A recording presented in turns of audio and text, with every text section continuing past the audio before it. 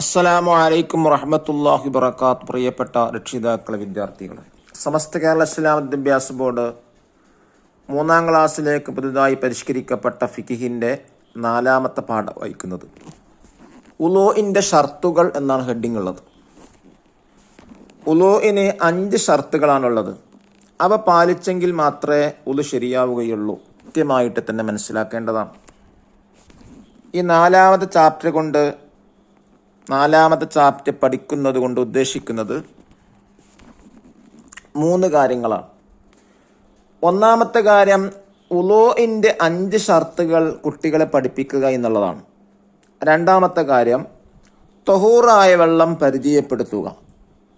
മൂന്നാമത്തത്, അവയവങ്ങളിൽ വെള്ളം ചേരുന്നതിനെ തടയുന്ന വസ്തുക്കൾ പരിചയപ്പെടുത്തുക. ഇത്രയും 3 കാര്യങ്ങളാണ് ഈ പാഠം കൊണ്ട് ഉദ്ദേശിക്കുന്നത്. ഇനി നമുക്കൊന്ന് വായിക്കാം. ഉളൂ ശരിയാവാൻ ചില നിബന്ധനകളുണ്ട്. അവക്ക് ഉളൂഇന്റെ ഷർത്തുകൾ എന്ന് പറയുന്നു. അവ 5 ആകുന്നു. 1. വെള്ളം ത്വഹൂറായിരിക്കുക. എന്താണ് ത്വഹൂർ എന്ന് പറഞ്ഞാൽ? സ്വയം ശുദ്ധിയുള്ളതും മറ്റൊന്നിനെ ശുദ്ധിയാക്കാൻ പറ്റുന്നതുമായ വെള്ളമാണ് ത്വഹൂർ. അശുദ്ധികൾ ഉയർത്താനും നജസുകൾ നീക്കാനും ത്വഹൂറായ വെള്ളം തന്നെ വേണം. ത്വഹൂറായ വെള്ളം, ഉദാഹരണമായി കിണറ്റിലെ വെള്ളം, അത് ത്വഹൂറാണ്. പുഴയിലെ വെള്ളം, ഇവയൊക്കെ ത്വഹൂറായ വെള്ളമാണ്. ഇതുകൊണ്ട് ഇത് സ്വയം ശുദ്ധിയുള്ളതുമാണ്. മറ്റൊന്നിനെ ശുദ്ധിയാക്കാൻ പറ്റും ചെയ്യും.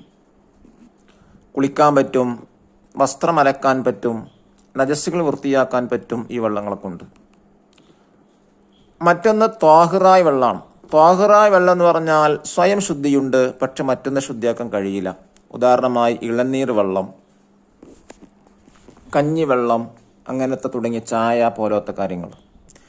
ഇളനീര് വെള്ളം കുടിക്കാൻ പറ്റും, പക്ഷേ ഇളനീര് വെള്ളം കൊണ്ട് കുളിക്കാനോ ഉളു എടുക്കാനോ വസ്ത്രങ്ങൾ അലക്കാനോ ഒന്നും പറ്റൂല.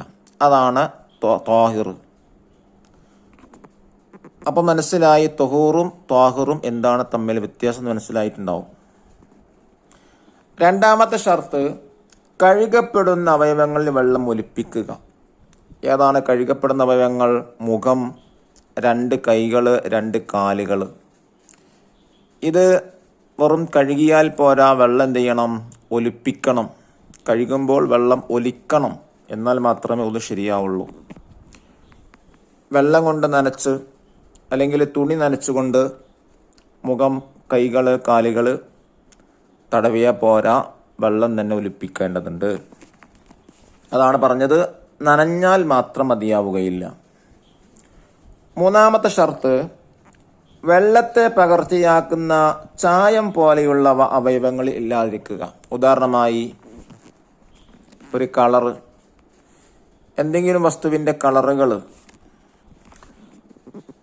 വസ്ത്രങ്ങൾ ഉജാല മുക്കാറുണ്ട്. ആ ഉജാല കയ്യിലുണ്ടായിരിക്കെ ഉളു എടുത്താൽ, കൈ കഴുകിയാൽ ഉളു ശരിയാവുകയില്ല. ആദ്യം ചെയ്യണം? ആ ഉജാല കളറ് കയ്യിൽ നിന്ന് കഴുകി കളയണം. നാലാമത്തെ ഷർത്ത്, വെള്ളം ചേരുന്നതിനെ തടയുന്ന ഒന്നും അവയവങ്ങളില്ലാതിരിക്കുക. കയ്യിൽ അല്ലെങ്കിൽ മുഖത്ത്, കാലിലോ പെയിൻ്റ് ഉണ്ട്. പെയിൻ്റുള്ള ഭാഗത്ത് വെള്ളം നനയില്ല. അതുകൊണ്ട് ആ പെയിൻറ് ആദ്യം ചെയ്യണം? ഒഴിവാക്കണം. എന്തെങ്കിലും ഉപയോഗിച്ചുകൊണ്ട് റിമൂവ് ചെയ്യണം. ഉദാഹരണങ്ങൾ താഴെ പറയുന്നു. പശ, ഉറച്ച എണ്ണ, കട്ടിയുള്ള കൃത്രിമ മൈലാഞ്ചി തുടങ്ങിയവ വെള്ളം ചേരുന്നതിനെ തടയുന്ന വസ്തുക്കളാണ്. അപ്പം അതെന്ത് ചെയ്യണം? ആദ്യം ഇതൊക്കെ റിമൂവ് ചെയ്തിട്ടേ ഉളു എടുക്കാൻ പറ്റുള്ളൂ. നഖത്തിനുള്ളിൽ വെള്ളം ചേരുന്നതിനെ തടയുന്ന അഴുക്ക് പോലെയുള്ളവ നീക്കണം. നഖത്തിനുള്ളിൽ ചളിയുണ്ട്, അപ്പോൾ വെള്ളം അവിടെ ചേരൂല, വെള്ളം എവിടേക്ക് എത്തൂല. അതുകൊണ്ട് അഴുക്ക് ആദ്യം നീക്കിയിട്ടേ ഉളെടുക്കാൻ പറ്റുകയുള്ളൂ എന്നർത്ഥം. 5-ാമത്തെ ഷർത്ത്, നിത്യ അശുദ്ധിയുള്ളവർക്ക് സമയമാവുക. ഏതാ നിത്യ അശുദ്ധി എന്ന് പറഞ്ഞാൽ? മൂത്രവാർച്ച പോലെയുള്ള നിത്യശുദ്ധിയുള്ളവർ. മൂത്രവാർച്ച, എപ്പോഴും മൂത്രങ്ങൾ ഇങ്ങനെ ചെറുതായിട്ടിങ്ങനെ ഒലിച്ചു വരിക, ഇതിനാണ് മൂത്രവാർച്ച എന്ന് പറയുന്നത്. ഇതൊരു രോഗമാണ്. അപ്പം അവരെന്താ ചെയ്യേണ്ടത്? മൂത്രവാർച്ച പോലെയുള്ള നിത്യശുദ്ധിയുള്ളവർ ഫർള് നിസ്കാരങ്ങൾക്കും സമയം നിർണയിക്കപ്പെട്ട സുന്നത്ത് നിസ്കാരങ്ങൾക്കും സമയം ആയ ശേഷം മാത്രമേ വുളൂ ചെയ്യാൻ പാടുള്ളൂ. ഫർള് നിസ്കാരങ്ങൾ 5 എന്താണ് സമയം നിർണയിക്കപ്പെട്ട നിസ്കാരം? സുന്നത്ത് നിസ്കാരം എന്ന് പറഞ്ഞാൽ ഉദാഹരണമായി ലുഹറിൻ്റെ മുമ്പുള്ള സുന്നത്ത്, അത് ലുഹർ ബാങ്ക് കൊടുത്തിട്ടേ നിസ്കരിക്കാൻ പറ്റുള്ളൂ. സമയമുണ്ട്. അപ്പോൾ ലുഹറിൻ്റെ മുമ്പുള്ള സുന്നത്ത് നിസ്കരിക്കണമെങ്കിൽ എന്ത് വേണം? സമയമാകണം. ബാങ്ക് കൊടുക്കാനുള്ള സമയമായിട്ടേ ഈ നിത്യശുദ്ധിയുള്ള ആളുകൾക്ക്, മൂത്രവാർച്ച പോലെയുള്ള രോഗങ്ങളുള്ളവർക്ക് വുളൂ എടുക്കാൻ പറ്റുകയുള്ളൂ എന്ന് കൃത്യമായി തന്നെ മനസ്സിലാക്കാം. ഇനി നമുക്ക് തരീബാത്ത് വായിക്കാം. 1-ാമത്തെ പ്രവർത്തനം ഉത്തരം പറയാം. അതിലൊന്ന്, വുളൂഇൻ്റെ ഷർത്തുകൾ എത്ര? 5. ചോദ്യം 2, വുളൂഇൻ്റെ 3-ാമത്തെ ഷർത്ത് ഏത്? വെള്ളത്തെ പകർച്ചയാക്കുന്ന ചായം പോലെയുള്ളവ അവയവങ്ങളിൽ ഇല്ലാതിരിക്കുക. 4-ാമത്തെ ചോദ്യം, നിത്യശുദ്ധിക്കാർ സമയം ആയ ശേഷം മാത്രം വുളൂ ചെയ്യ നിസ്കാരങ്ങൾ ഏവ? ഉത്തരം, ഫർള് നിസ്കാരങ്ങൾക്കും സമയം നിർണയിക്കപ്പെട്ട സുന്നത്ത് നിസ്കാരങ്ങൾക്കും. 2-ാമത്തെ പ്രവർത്തനം ഉദാഹരണങ്ങൾ കണ്ടെത്താം. 1, തൊഹൂറായ വെള്ളം. ഉദാഹരണങ്ങൾ എന്തൊക്കെയാണ്? കിണറിലെ വെള്ളം, പുഴയിലെ വെള്ളം, കടലിലെ വെള്ളം. 2-ാമത്തെ തൊഹൂർ അല്ലാത്ത വെള്ളം, ഇളനീര് വെള്ളം, കഞ്ഞിവെള്ളം, നാരങ്ങാവെള്ളം.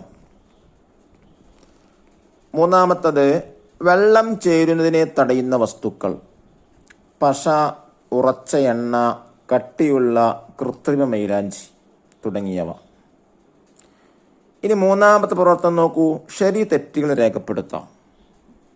1, ഇളനീര് വെള്ളം കൊണ്ട് വുളൂ ചെയ്യുന്നു, തെറ്റാണ്. 2-ാമത്തത് വുളൂ ചെയ്യും മുമ്പ് കയ്യിലുള്ള പെയിന്റ് നീക്കം ചെയ്യുന്നു, ശരിയാണോ തെറ്റാണോ? ശരിയാണ്. ഇപ്പോൾ കുട്ടികൾക്ക് ഈ പറയപ്പെട്ട 5 നിബന്ധനകളാണ്, വുളൂഇൻ്റെ ഷർത്തുകളാണ്. ഇത് പാലിച്ചെങ്കിൽ മാത്രമേ വുളൂ ശരിയാവൂ എന്ന് കുട്ടികളെ വീണ്ടും വീണ്ടും ബോധ്യപ്പെടുത്തേണ്ടതാണ്. 5 ഷർത്തുകളും വിശദമായിട്ട് തന്നെ കുട്ടികൾക്ക് മനസ്സിലാക്കി കൊടുക്കുകയും ചെയ്യുക. എന്നാൽ മാത്രമേ വുളൂ അവർ ഗൗരവത്തോടെ കാണുകയുള്ളൂ. വുളൂ ഒക്കെ നിയമങ്ങൾ പാലിച്ച് ചെയ്യാൻ അല്ലാഹു തആല നമുക്കെല്ലാവർക്കും തൗഫീഖ് നൽകി അനുഗ്രഹിക്കട്ടെ. അസ്സലാമു അലൈക്കും വറഹ്മത്തുള്ളാഹി വബറകാതുഹു.